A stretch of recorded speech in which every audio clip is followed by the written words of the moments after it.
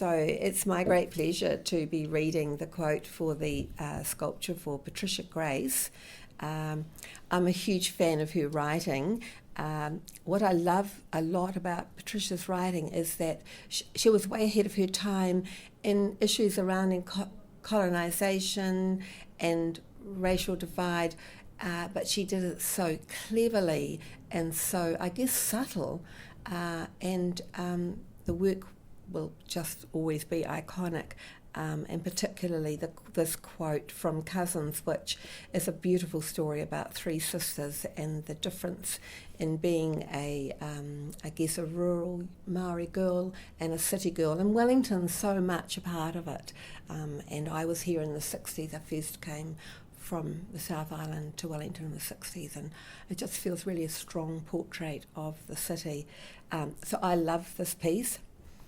This is the quote: "I love the city, the hills, the harbour, the wind that blasts through it. I love the life and pulse and activity and the warm decrepitude.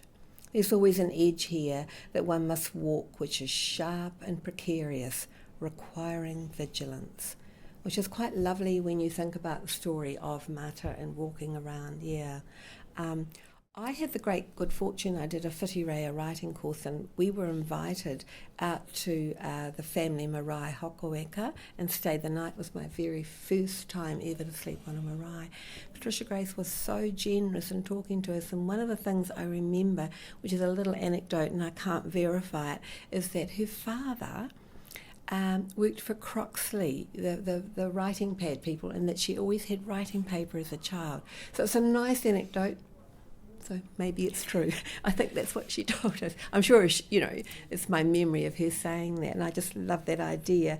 But she evidently didn't start writing until she was about 25, but she marvellously, for all of these writers now who we all want to have a writing residence and have a year out somewhere, she wrote at the kitchen table with had 7 children. So I think that's it's just extraordinary, isn't it? She's another towering figure, isn't she? And somebody that we're very proud to have on the Writers Walk, because she was the first person to have a book published, the first Maori woman writer to have a book published. Yes. And she's written so many amazing books, and the one that this quotation is from has been made into a movie that a lot of people will have seen. That's right, and her daughter Rainey-Smith adapted this book to a screenplay, so that's quite a lovely thing that she's also an incredibly gracious, self-effacing and very sort humble, of person, yes. Very humble, so it's kind of marvellous.